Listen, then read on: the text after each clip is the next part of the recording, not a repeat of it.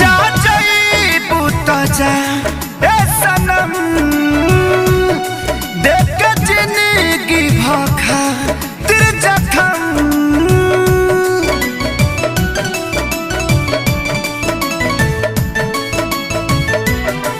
जा जईबू त जा ए सनम, देख के जिंदगी भखा तेरे जखम। जनी सोचा हमारा बारे में, तोहरा खातिर हमारा मायल लागे। ई प्यार कल परसों के कायल न रहे, भुला गइल वैसे जैसे भागिल न रहे। ई प्यार कल परसों के कायल